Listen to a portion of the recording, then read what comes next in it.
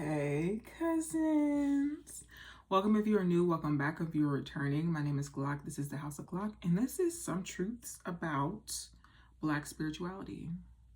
Now I feel like I should do this video because I've been seeing a lot happen on social media, and I feel like the way that social media and just the media in general, movies, radio, portray spirituality as it's evil, or it's this weird entity, or that you should stay away from it or shy away from it. And I don't like it. I don't like it. Especially recently there was a incident with a astrologer, a Black astrologer, and because of that and the way that the news portrayed the situation, I don't agree with it. I don't like it. I think it's actually rude, insensitive. We'll get into it. However, before we get into it, if you would like to keep up with me, I have a Patreon. If you would like to book a reading with me or follow me on social media, everything you need is down below in the description box. So let's dive into this. One thing that I can say about Black spirituality is that community is important. And when I say community, I do not mean the textbook definition of community. I mean community that cares, community that uplifts you, that elevates you, that checks you when you're wrong. And I feel like a lot of what's going on in today's age of Black spirituality is people not wanting to be checked on when they're wrong. People wanting to be validated through their beliefs without actually putting in the work to do so. And the people that check them on it are then called scammers or haters, when really you need those checks and balances, okay? And speaking of checks and balances, I feel like a lot of Black spiritualists are called mean or rude when really they're just asserting their boundaries. And just because they're asserting their boundaries in a way that may not be appealing or digestible for you does not mean that they're rude or nasty or evil. It means that they're very firm in their boundaries, and you probably should find someone who communicates efficiently and effectively in a way that is digestible for you.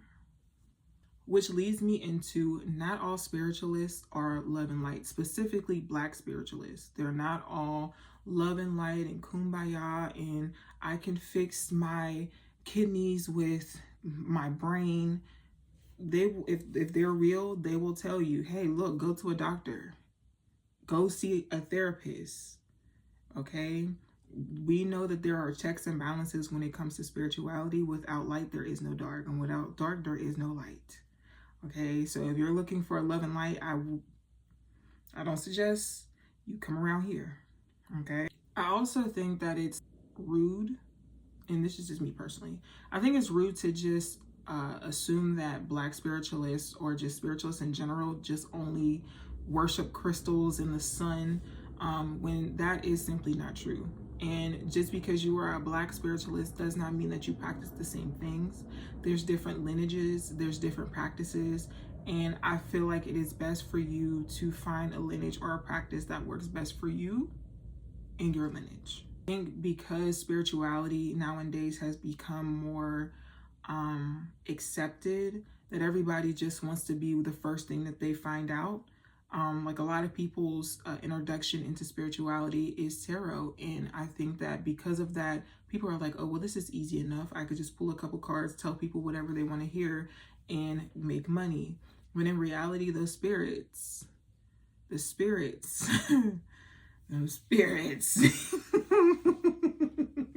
them spirits do not be playing. They do not play. And make sure that you pay those spirits. Make sure that you pay them spirits. Make sure that you pay them spirits. I think it's important to note that spiritualists do not look like what you think that they're going to look. They're not walking around with head wraps and waist beads and looking like the earthy girls with the nose piercing. That's not all how they look like. There's spiritualists that work at Chase Bank, and it could be somebody at a grocery store It could be somebody who goes to your church. A lot of them church folks are spiritualists. They may not want to claim spirituality because of their religion, but they are spiritualists. There's conjure women, the first lady that be having dreams, the person that then prayed over you. Yeah, all part of spirituality. All of it. All of it. It could be your coworker at your job. It could be the lady who owns the corner store down the street. It literally could be anybody. So please be careful of how you're speaking in speaking on people's religions, speaking on people's practices, because you never know, ever. Spiritualists do not look like what you think that they're supposed to look like, I promise you. And because these spiritualists aren't always out about their practices, doesn't mean that they don't practice, baby. Okay? And does not mean if you find a spiritualist, it doesn't mean that they're obligated to tell you about their knowledge or their experience. They're not obligated to share anything with you. So if you find a spiritualist who is willing, ready, and open to do so, please be grateful and do some type of energy change. I don't care if you got to tip them. I don't care if you buy them some food, you buy them some clothes, you buy them some candy, cake, whatever.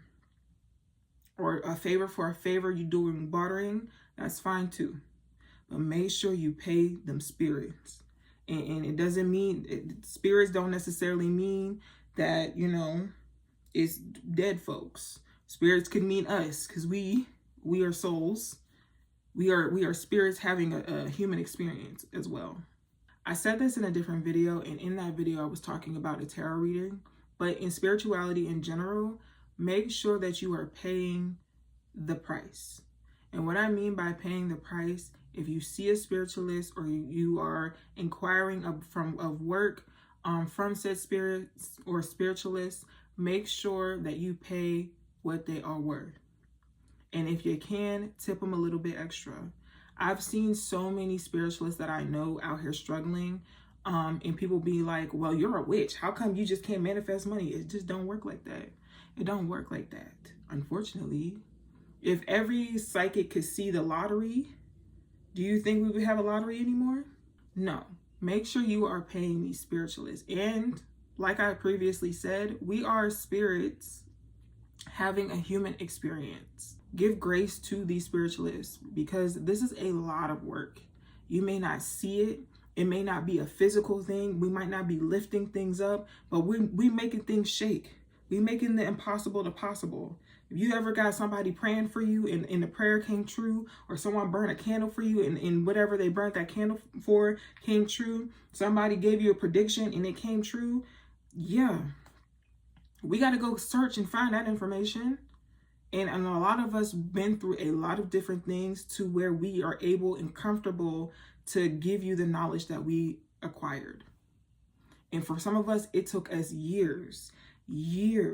And the things that we know and the things that we experience, a college cannot teach. A college cannot give you a textbook and tell you about. Okay?